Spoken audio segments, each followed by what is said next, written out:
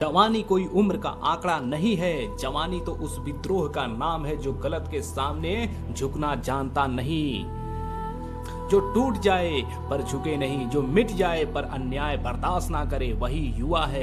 अगर तुम हर गलत बात पर राजी हो जाते हो, अगर तुम सत्ता के डर से अपनी आवाज दबा लेते हो, तो तुम अपनी जवानी का मातम मनाओ, क्योंकि तुमने जिंदा रहते हुए ही खुद को कब्र में दफन कर लिया है। जवानी का एक ही लक्षण है परिवर्तन की आग और क्रांति का उद्दाम।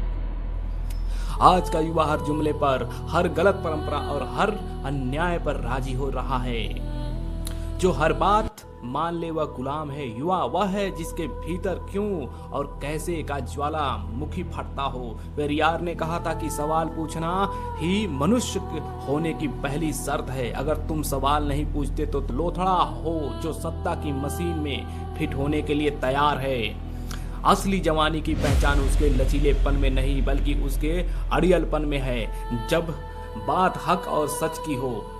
भगत सिंह चाहते तो माफी मांगकर जिंदा रह सकते थे, लेकिन उन्होंने झुकने के बजाय टूटना, फांसी चढ़ना चुना, क्योंकि उन्हें पता था कि झुका हुआ इंसान केवल अपना बोझ ढोता है, जबकि टूटा हुआ क्रांतिकारी पूरे देश की रगों में बिजली बनकर तोड़ता है। जवानी समझौते की मेज पर नहीं, संघर्ष के मैदान में चमकती है। जवानी वह शक्ति है जो यथास्थिति स्टेटस को लात मारती है। जवानी वह शक्ति है जो यथा स्थिति को लात मारती है और एक नई दुनिया का सृजन करती है। अगर तुम समाज की गंदगी, पाखंड और सड़न को नहीं बदल सकते तो तुम युवा होने का ढोंग मत करो।